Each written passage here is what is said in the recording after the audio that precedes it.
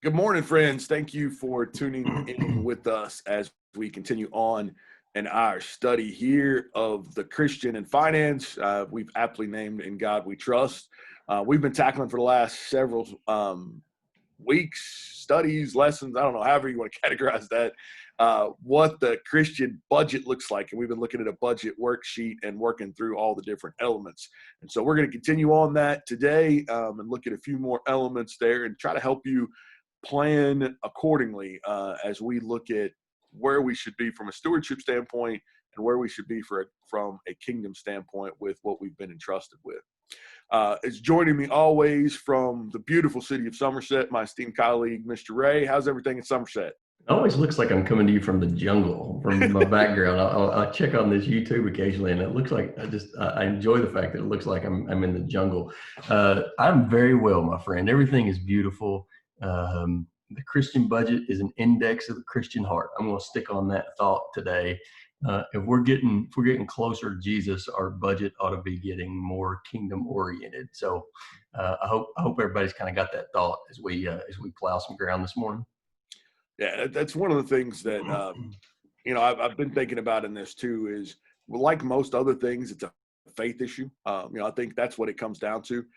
To fix the budget is not a math issue. I think to fix the budget is first let's draw a little closer to Jesus, and these decisions become easier. But if we're trying to draw closer to Jesus with a pencil and a slide rule and an abacus, I don't think that's the right way. I think that was a shot at the accounting profession. I took it personally, but I actually think you're right. We talked about in the last lesson. If we're going to figure any of this out, the first debt we got to figure out is the big debt, and the big debt is we got to get right with Jesus. And if we figure that debt and we understand that debt and we comprehend the debt forgiveness that is available to us there, this budget will get in line. I mean, we've talked about this budget's aspirational. It doesn't happen overnight, but Christian hearts have Christian budgets. And so I hope that we've made that point clear is all of the issues that we're talking about here are downstream from making the first right choice. It's kind of like buttoning a dress shirt. If you get the top button wrong, every button down below that is going to be jacked up and you can't ever make it look right. And so let's get the top button right. And if we get the top button right, the rest of the stuff will fall into place eventually. That analogy rings home when you're the father of little boys that try to dress themselves on Sunday morning. And it's outstanding, especially when they don't understand why the buttons don't line up right. Listen, I was talking personally, but maybe I just got more issues than you've got. All right, as we turn our attention here to our budget, let's do a quick kind of recap of where we've been. So, we start here with verses that we've mentioned a bunch. That the first step in this process, the first step in any process, and if we're talking about salvation, these proverbs and this message from Luke is the same. Where you at? Know the condition of your flocks and give attention to your herds, for riches don't last forever. We've got to know where we're at. You got to know where your heart is. You got to know where your flock is. You got to know where your assets are. You got to know where it's at. And I think we talked about this in the beginning. In my profession as a financial planner, it's amazing how many people have no idea what their assets are, what their liabilities are, what it costs to run their house on a month. They just don't know. And I think until we start digging in and looking, and I think it's the same thing if you're in sin and you're living in the world. You don't really know you're lost until you stumble upon the fact that you're lost. So, that's the first step is know where you're at. And then from Luke 14, for which of you wanting to build a tower doesn't sit down first and compute the cost to see if he has enough to complete it. And in that statement, Jesus is talking about the cost to follow him. You better figure this out. Figure out whether you got what it takes.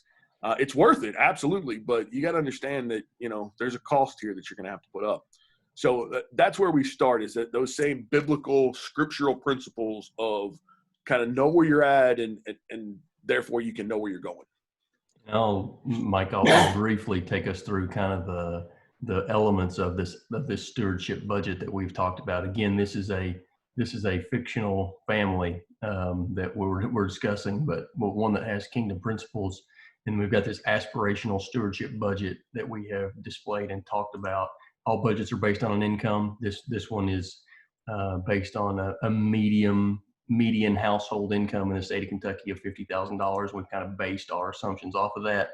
And as we discussed in a kingdom budget, the thing that comes first is kingdom priorities. And so what are we giving? So we're gonna make that decision first, and then make all of their decisions downstream of that. It's a personal, prayerful meditation kind of decision of what this number should be. There's not a formulaic percentage that God would give us in Scripture, but there is that we agree that in a kingdom budget, giving, generosity comes first. And we believe that if we do that people that are funnels and not buckets, that aren't trying to be accumulators, but they're trying to be redeployment of God's resources to where they're needed, that those are the ones that truly prosper. So we got this giving first in the budget. What are we going to give? And then we talked about after that, we have to be prepared personally for replacement of things that are going to be lost, whether that is things that are going to have to be repaired or replaced in our home or our car, or whether we're talking about income that's going to have to be replaced after we retire. So they got this saving bucket that we might really call a replacement bucket, that we're not caught off guard when those things in life happen. So we've got that bucket. So we're going to give, we're going to save, and then we're going to prudently spend. And the biggest portion of most budgets is housing. We talked about that at some length. And do we have kingdom purposes in mind when we're talking about our housing? After that, we discussed briefly the corrosive impact of personal debt. Not talking about mortgage debt here specifically. We touched on that in the housing, but credit card debt, other personal debt, revolving debt, student loan debt, those kind of issues, and how this family is able to have this aspirational stewardship budget because these lines are zeros. And if there were requirements here, it just puts pressure on other places in the budget and requires us to make sacrifices to our giving or to our saving. And so as we work toward the aspirational budget, we mentioned those things. So as we touch on that quickly, we're going to touch on everybody's favorite topic today, and that's taxes. And you can say, well, what kingdom, how do you make a kingdom argument about taxation? You either pay these taxes or you go to jail. Well, I think that there actually there's quite a bit of conversation about taxes and what the Christian response to taxation is. And as you can see, this fictional family understands that there are taxes involved. In the housing portion of our budget, we talked about property taxes. That was included in that budget. We've also, we got income taxes, and that's primarily what's discussed here in this line. And so, Mike, we got, in our modern world, we got a lot of different jurisdictions, and we got a lot of different types of tax. But if we think that is a new phenomenon, we're kidding ourselves, right? Right. So quick question here, like our check our knowledge question here. If you were to do a quick search on your Bible app for tax in the New Testament, how many verses do you think pop up? That's a good question. I didn't do a count, but I'm gonna guess a dozen. 37. Really? Okay. 37 verses in the New Testament mention tax or taxes, or the plural, right? So 37 verses. I thought that was kind of interesting too. So I did that, kind of prepping for this of, making sure I didn't, miss some of the things. But I find it interesting that there's that much that, Jesus talks about. We're going to get into several of those verses this morning throughout our study. But for those that, kind of give that, hey, taxes are just awful and, they don't really have any place in here. God is good. Tax is bad. Taxation is theft. that taxation is theft for our libertarian friends. It's all relative. Taxes were happening in the first century. If we want to dig back into Leviticus, again, I just mentioned New Testament, right? I didn't do the search in the Old Testament, but the Levitical law lays out a tax system, right? And, there's temple taxes, and there's, taxes for this and that. The sin, you can call them essentially sin taxes. Your offerings that had to be given and sacrifice of a monetary value that had to be given depending on how bad you were that year. You owed that into the priests and the Levites and the sacrifice for the whole community. So again, to echo Michael's point, not new, but also, we've got to be prudent. We've got to think about this, right? That we've got a responsibility here. I want to back up just a quick second to where we started on the budget. We're using gross numbers at the top. So, that's the other thing, that when we started this budget with our fictional family, that is gross income. That's not take-home income. So we started with gross, and at some point we've got to come around and deal with the fact that, the FICA man is going to show up and take some money out of your check. And that FICA man shows up just before payday. Like if you get paid at 8 o'clock in the morning, FICA shows up at 7:57 to take his part, and then you get your paycheck.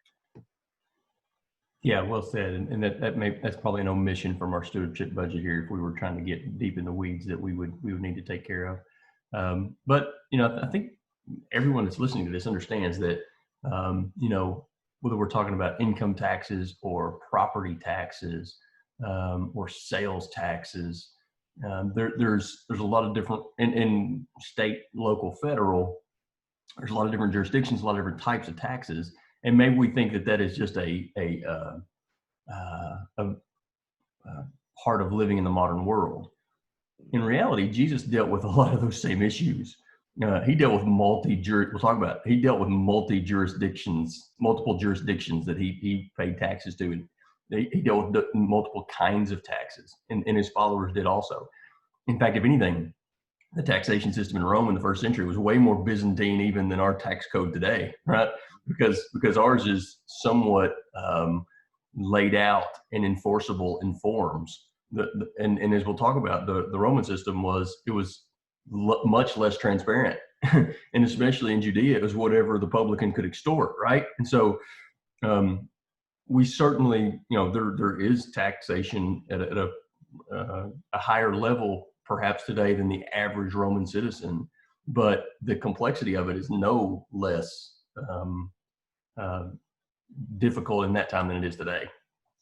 I think I could make a pretty good parallel to self-regulated organizations or self-funded organizations of the government as being just as bad as publicans. But that's probably when we get to the business section of our study.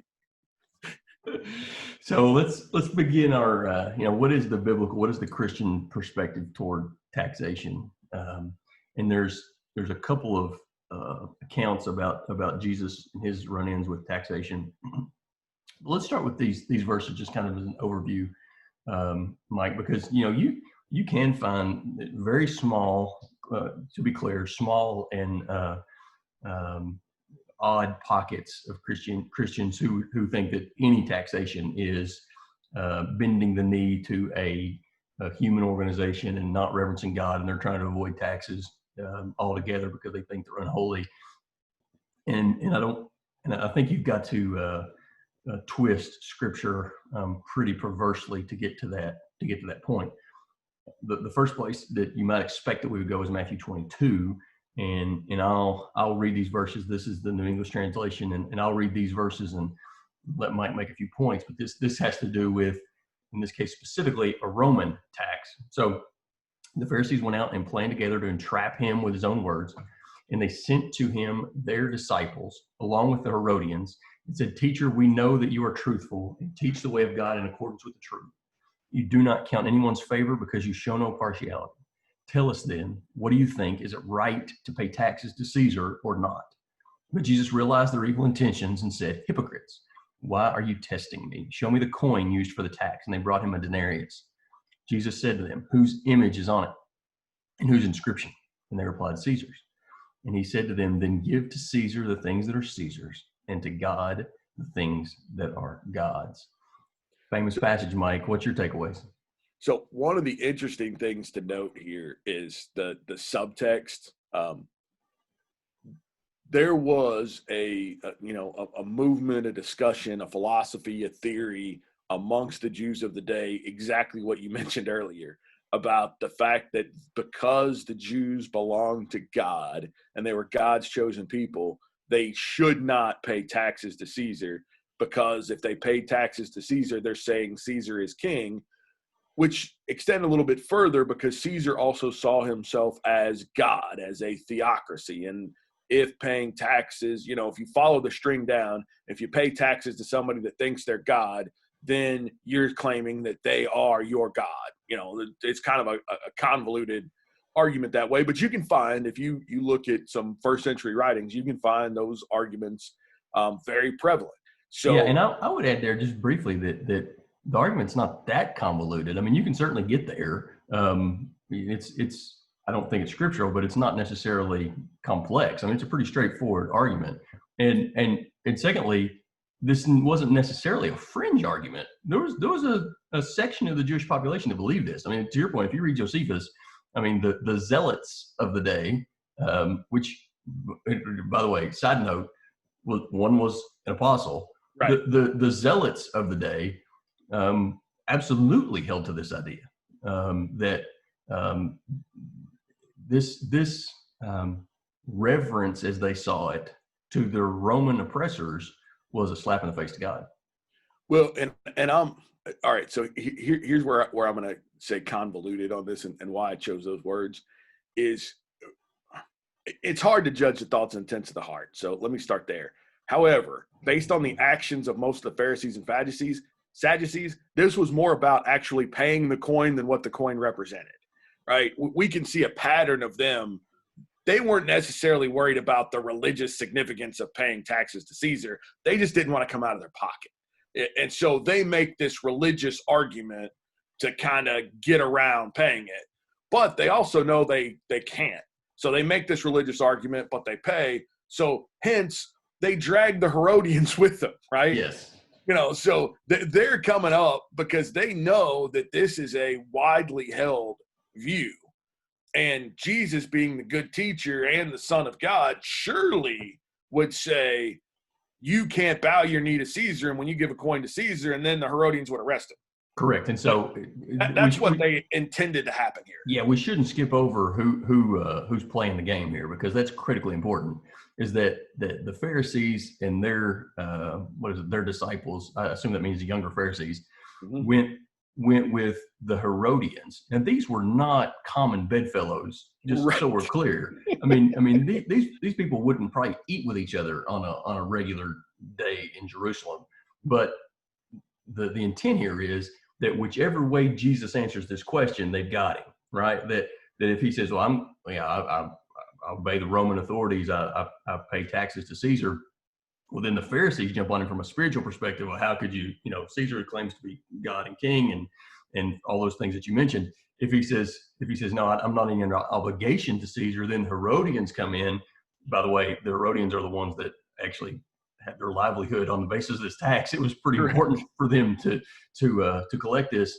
And so if the secular route, the Herodians would arrest him on the spiritual route, the Pharisees were there to leap on him. They laid this trap for Jesus. This was not an unwise thing from an earthly perspective. This was pretty shrewd of them, the way they tried to construct this test for Jesus. Yeah, and the way Jesus answered it is, of course, is perfect because he's the Son of God. But when he asked them, for the coin, these coins that you're spending, whose face are they stamped with? Whose insignia is on these coins that are of discussion here? Right? Which is, amazing to think about. Even and if you pull the coins, which I understand because of COVID, there's a coin shortage. So maybe you don't have coins in your pocket. But if you pull coins or dollar bills out of your wallet, what does it say on there? I mean, there is, the United States seal. There is, there is the documentation of who it belongs to. And if you got foreign currency, it's the same way, right? We got one of our presidents on the face of said bill. So, and it's the same thing for us today. This has been a historical thing, by the way, going back all the way to the ancient times, that whoever the ruling body was, they would stamp pieces of gold, and that's how it would be traded in the kingdom, that they would have the king's face or insignia or seal or whatever on it. So, it's a long historical piece, kind of interesting. If you ever look at the history of money, from when it was used, it was always stamped by the issuing body. But anyway, so that's a sidetrack. So he says there are things that belong to Caesar and things that belong to God. We could, and Jesus very well could, have sat them down and read to them the end of Deuteronomy when God said, if you don't listen to all the things that I've said in this book, then you will be ruled by another nation. They will make their earnings off of your backs, and you will pay their wages. Like that. That's if anybody remembers Deuteronomy, that's the blessings and curse section. If you follow me and you do what I say, here's all the blessings. But if you don't, here's all the curses. And by the way, this same thing happened when the Assyrians came in. Same thing happened when the Babylonians came in, and the Medo-Persians and the Romans after them. Like, this isn't new, but it's also the Jews' fault. Like, you're under oppression and you're paying taxes to somebody you don't think you should pay taxes to, because you all were chasing idols 1,000 years ago and couldn't stop. So let me ask this question based on Matthew 22. We have said many times throughout the course of the lessons that we've done, Mike, that everything is God's, right? That's kind of the core fundamental belief of everything that we've talked about. It all belongs to God.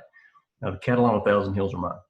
Mm-hmm. And so if Jesus says, give to Caesar the things that are Caesar's and to God the things that are God's, what's that leave for Caesar? What? So if you wanted to take a contrarian kind of the zealot position on this, you would say, well, Jesus is saying here that everything is God's and Caesar doesn't get anything anyway. But I'm not sure that's exactly what he's saying. So how do we parse that? How do we split that? I'm glad you asked, and I'm also glad the way you set up this Prezi, because the answer is right below. That, what are Caesar's are things of the government. And as Romans 13 says, this reason you pay taxes, for the authorities are God's servants devoted to governing. Pay everyone what is owed, taxes to whom taxes are due, revenue to whom revenue is due, respect to whom respect is due, honor to whom honor is due. So Paul, writing to the Romans, is essentially reaffirming Jesus's teachings here in Matthew 22, that, there is, and for our, if we've got any millennial friends that are watching, there is not going to be another theocracy where God is kingdom on this earth. That's just not going to happen. That was an Old Testament view. It failed not because God wasn't a superior king. It failed because the people wouldn't follow him. God was always God, but the people wouldn't want to stay his people. So that theocracy, that, going to sit back on David's throne and rule a physical kingdom, is not going to happen. So what is going to happen? There has to be governments, and there has to be rulers, and there has to be, these organizations set up to take care of people. And that's exactly what Paul reaffirms here, is that there are things that the government has to do. The roads, the fire department, the police department, there are certain institutions that the government takes care of, schools that the government has to take care of, and we have to pay to fund those. If we don't pay to fund those, if everybody takes this view that, taxation is theft and we don't pay to fund those, then we don't have police officers or firefighters or school teachers or, the myriad of other things. Now, we can have a completely separate debate about how much waste is in government and that, the size of what government should be. But there is no argument that government has to be funded and has essential services and functions. So let me take another tack at us here, Mike, with a few of the verses, as you can see, as we've changed the screen here. But wouldn't you agree that much of, to your point, there's waste. There's so much waste in what is collected in taxes. Not only that, but governments fund lots of things that as Christians would be abhorrent to us. There's government funding that goes toward abortion clinics, or I don't know. You could pick any number of things here that Christians might find distasteful. That things that are subsidized that we wouldn't agree with. The whatever, I don't want to go down that rabbit hole, but any number of things that we would find objectionable. And yet we are in some small measure funding those things by paying taxes to the government. Don't we have an obligation to avoid taxes if they're going to be used in unholy ways? How do we answer that? Well, I think that, first and foremost, if we go back to the history of this country and the principles it was founded on, tax avoidance is the most American thing you could do. If you can figure out a way to avoid, and I think there's a very important distinction to make between avoid and evade. Those words sound similar, but they're very, very different. Oh, that's very different. So let me promise you that in accounting, higher CPA accounting classes, there's a very common statement that tax avoidance is American, tax evasion is jail time. And so it's critically important that we understand that distinction. And I'm going to skip down here, but if you want to talk about tax avoidance, and to that, we're just talking about being prudent, being wise as serpents and harmless as doves, being aware of the laws of the land, taking advantage of deductions that exist. In Luke 3, when the tax collectors came to John, and many were saying to John, "What do we need to do?" That the tax collectors that were coming to be baptized, John replied to them, "Collect no more than you are required." So I think there's this biblical principle that those of us who are paying taxes, we shouldn't pay more than we are required to do. We certainly pay what we're legally responsible for, but more than that, we don't have a moral, spiritual, or legal obligation to pay. And so be aware of those things. Minimize your tax debt is a prudent thing, but evading taxes, not paying taxes that are due, is something altogether different. Yeah, and I think it's important. John says this here in Luke 3. Jesus has a similar conversation with Zacchaeus, right? Remember, Zacchaeus, he vowed to give back all of the excess taxes that he collected, and it extorted from folks. So several of the tax collectors that came and followed Jesus came to this same conclusion in the teaching of, what's fair is fair, and anything above that's excess. I want to make a very clear point here too. You are not more holy for avoiding deductions that are right. I had this argument with a brother at one point in time that essentially he was more holy because he wouldn't take his church contributions as deductions on his federal tax return. That he didn't feel comfortable writing those off, on his tax return. And, again, I'm not here to judge the thoughts and intents of your heart, but if that's holiness to you, then I think you've misunderstood holiness. I think you've misunderstood kind of where we're at here. The tax law provides for ways to account for how you spent money, and certain money's taxable and other money's not taxable. That's just how the thing works. So, it's important, I think, for Christians to be educated on how those things work, or know somebody that is on where they are. Yeah, or know somebody that is educated, right? I mean, so you get good counsel, and you might ask, well, why is there such an arbitrary distinction in your terminology that some money is taxed and some money is not taxed? Why are we beholden to these arbitrary distinctions? And the answer is in Romans 13, is that we are subject to the governing authorities. We live in the United States, and the government of the United States has been put in the position that it's in by God's appointment. That's not some wild-eyed theological, rambling. That's Romans 13. That okay, let every person be subject to the governing authorities, because there is no authority except by God's appointment, and the authorities that exist have been instituted by God. So the person who resists such authority resists the ordinance of God, and those who resist will incur judgment. And So, bonus question real quick. sure. Who was the emperor when that was written? So I'd have to go back and parse that out. Is Nero in power yet, or are we still pre-Nero? Are we still Caligula or somebody? We're Nero at that point. Okay. Let's be very clear about this. Nero was a terrible, terrible, terrible person.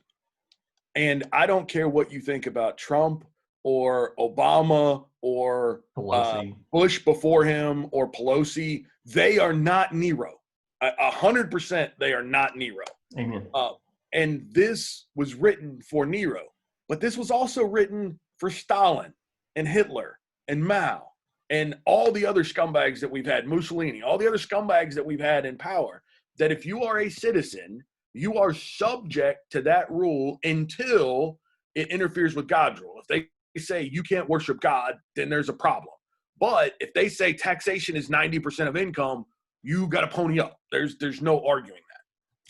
Yeah. Now, Mike, if it gets to that point and you have the freedom to do so, everybody has to make their own decisions. Do you move? Do you go to a different location that you feel your citizenship is more fair, and you can have more less taxation, so you can have more funds to do kingdom purposes? I don't think that's an unreasonable decision that individuals can make.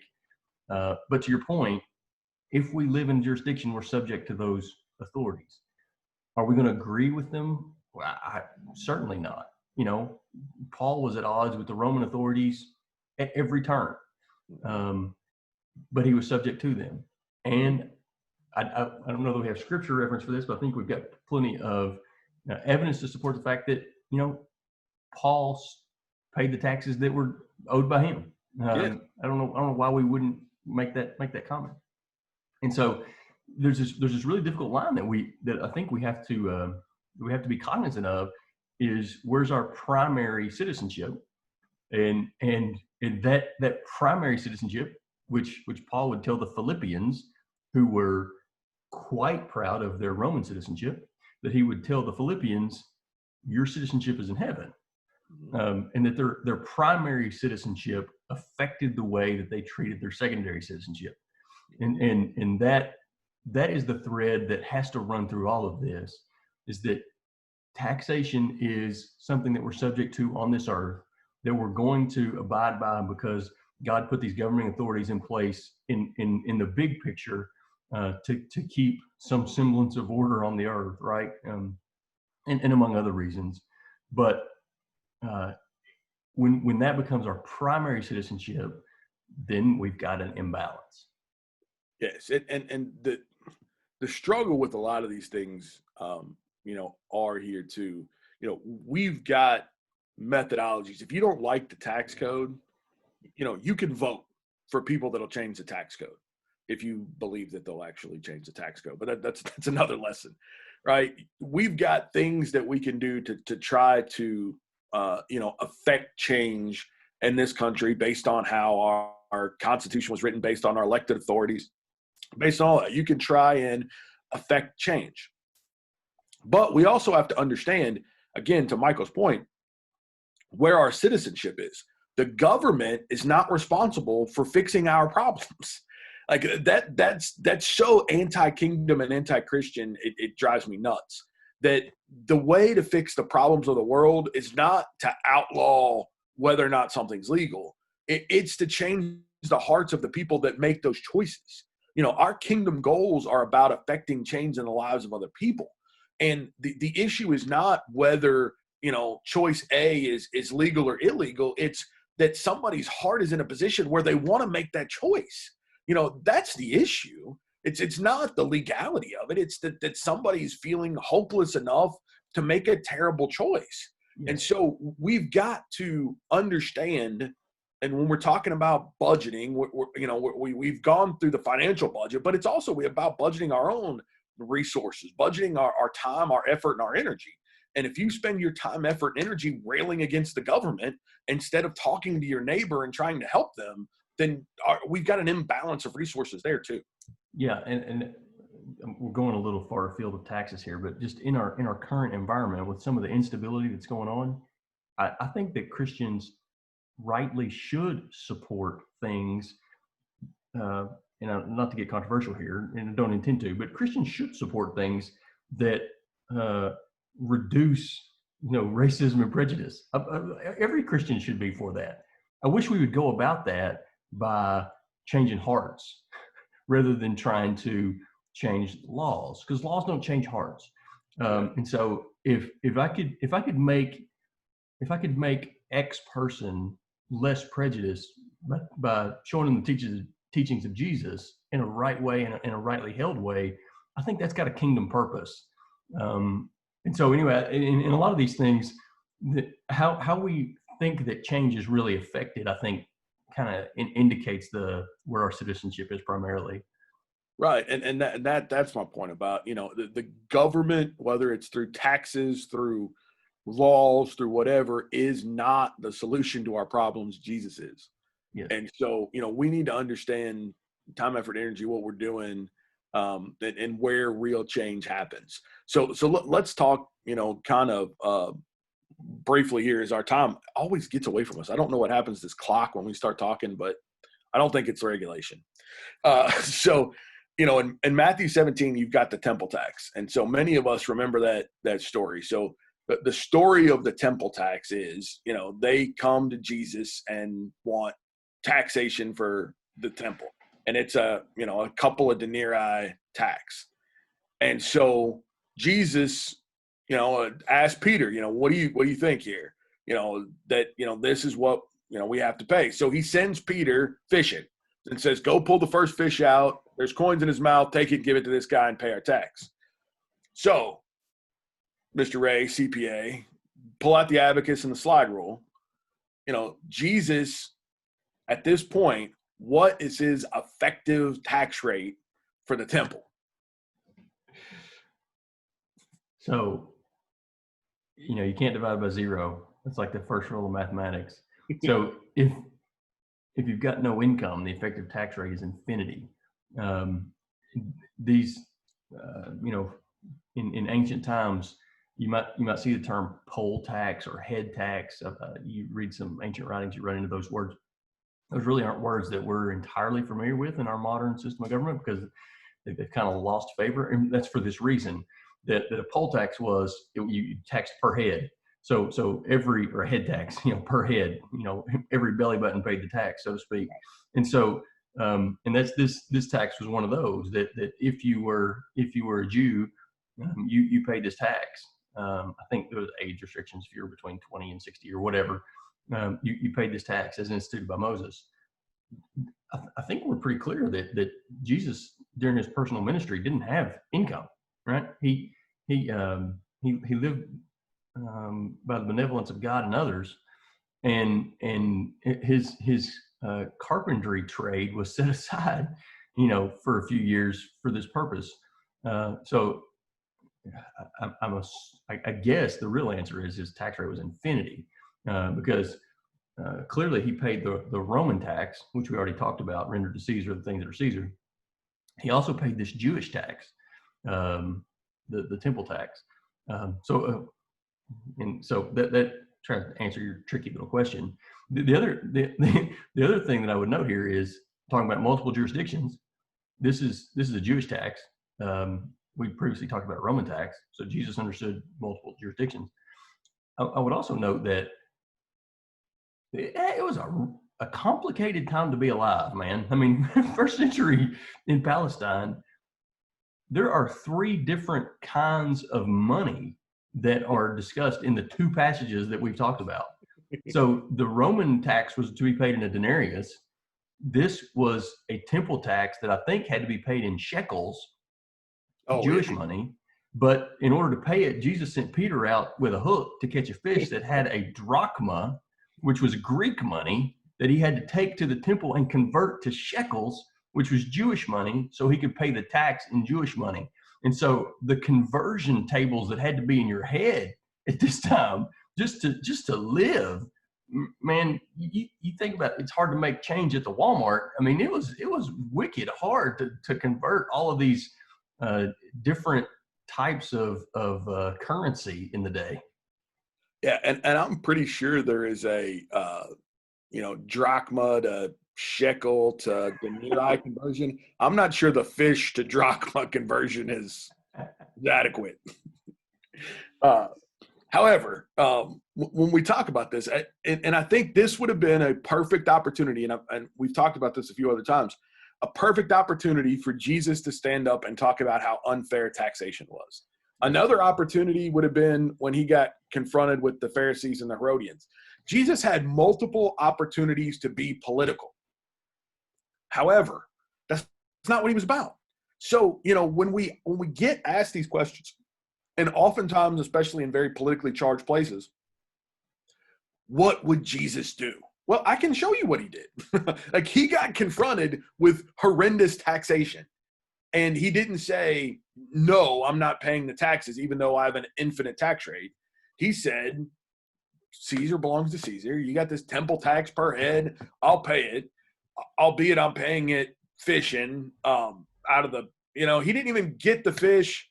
And I think this is just amazing. It's not even like it was a trade, right? Because they were fishing for their food. They weren't like, even though Peter and those guys were commercial fishermen, they weren't commercially fishing to support themselves for this 3.5 years. They fished to eat. And we see every passage of that, whether it's, the end of John and John 20:21, they're having breakfast. They're not trading in fish. So I think it would be a very different if they went back and got 3 nets of fish and took them to the market and sold them. Yeah, you've got some sales tax or whatever off of that. But, if you go get 1 fish and you fry it, that's not commercial use. You're just eating. And so, where they're sustaining themselves, Jesus didn't have assets, didn't have income, didn't have land, didn't have any way to produce an income. He was a carpenter by trade, but as Michael said, he laid that aside to preach for 3.5 years. So he had no trade or no ability to turn an income. And yet here we see, Jesus saying, well, here's your coins. I've got better things to do.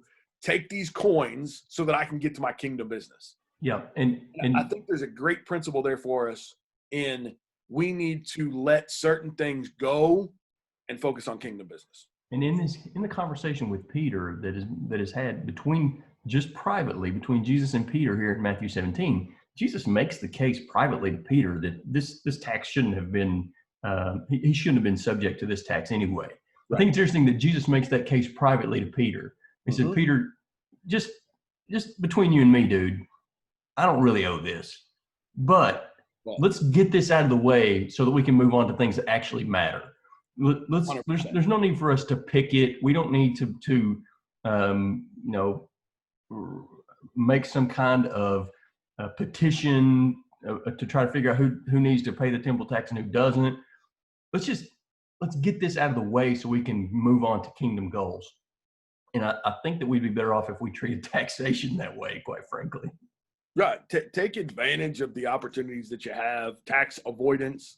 But, they don't fight the Fed, don't fight the IRS. I think Christians lose a lot of time, effort, and energy fighting against things that at the end of the day don't matter spiritually. And I think that's the point Jesus and Peter make. Whether we pay this tax or not doesn't, but fighting it is taking away, that's the devil taking away of our time where we need to be talking to people and we need to be changing their lives and changing their hearts. And a point that we haven't made that might deserve just a moment or two of consideration is specifically in regard to Roman taxes was how unjust and unholy the collectors of those taxes were. Yes. So, the idea of a tax collector, again, a Jewish person in Palestine who paid for the franchise right to collect taxes for Rome in his jurisdiction, and whose income was a commission of the taxes that he was able to extort. Now you think about that, it's an IRS agent who works on commission. that these people were so immoral and so unjust and so reputationally deficient, like they literally couldn't testify in Jewish court. Like they were completely untrustworthy. Well, and yet Jesus never said, listen, this is unfair, this is unjust, we got to change the system of taxation. He never had that political argument. Let's get this taxation thing out of the way so we can move on to bigger ideas like converting publicans. Well, and that's what I was going to say. So it's so bad, to Michael's point, that being a publican, being a tax collector is a curse word, right? You know, I think the harlots look down on publicans. I mean, you know, there's this hierarchy. I mean, maybe I don't even know. It was a tax collector, was a publican. Were they even below a Samaritan? I mean, it's pretty close. Yes. I mean, they were hated. And remember, they keep getting on Jesus. And I think for some of us, when we read the New Testament, we wonder, like, why are they harping on the tax collectors? Like, he's with these harlots and tax collectors. Well, tax collectors that bad? Yes. In first century Palestine, tax collectors are worse than harlots. I think they would have given him a pass on the harlots if he would have kicked out the tax collectors. Yeah, and again, to our main point there, the reason to bring that up is, as vile and untrustworthy as publicans were, Jesus wasn't trying to change their collection tactics. You notice when he converted Zacchaeus, convert may be a strong word there, but I think it's probably true. Zacchaeus certainly had a change. When he converted Zacchaeus, he didn't say, okay, Zacchaeus, first of all, let's change the way that you're extorting taxes. No, he taught about the condition of his heart and his relationship with God. And as a result of that, in Zacchaeus' repentance, he came to the conclusion himself that he was going to restore fourfold everything that he had extorted. So this goes back to your point of, if we're more worried about the condition of hearts and kingdom purposes, these things, these earthly issues of secondary importance fix themselves for people that have kingdom hearts. 100%. Couldn't have said any better. That's, you know, if you want a proof text, Zacchaeus is perfect for that. Jesus mends his heart, and then Zacchaeus changes his practices. Yes. And that's the way this works. It's fix the heart first, and then you can change the practices. But if Jesus went into Zacchaeus' office instead of finding Zacchaeus in a tree, if Jesus walks into his office and says, hey, I think you should start collecting taxes this way, you should have a form and a document and a procedure, and everybody should pay the same, he probably would have got thrown out on his face. But when Zacchaeus' heart's changed, then he makes restoration. Then I think it's implied that his tax collection from that point forward, because remember, Zacchaeus never denounces being a tax collector, right? He doesn't leave the profession. But going forward, I think we would expect that he would collect them fairly, just what was due, and not the, you know, exorbitant, you know, what he was collecting on top. And he obviously must have collected a bunch on top if he was able to repay fourfold. Yeah. Yeah. Excellent. All good points. I think that we should probably note that we were very concerned about having enough content on the taxation class, and now we're running into an hour. So as usual, we should not worry about our content load, but very appreciative to those who have taken the journey with us.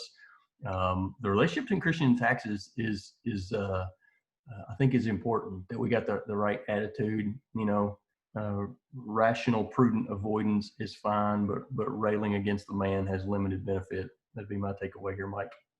Yeah, I completely agree. And for, you know, if some of you were looking for, you know, specific help on tax questions, I'll volunteer us. If you know, are struggling with some specific tax questions, even if it's more financial than spiritual, you know, message us, instant messages, text us if you got those, make a note in the comments, whatever. We'd be happy to help you out on those things too. One of the things that both of us said earlier was, you know, you've got to educate yourself, and part of educating yourself is coming to the conclusion that maybe you don't have the answers and you need to find somebody that does. You know, that's education too. And we'd be happy, you know, Michael is a licensed CPA, although doesn't do taxes for a living.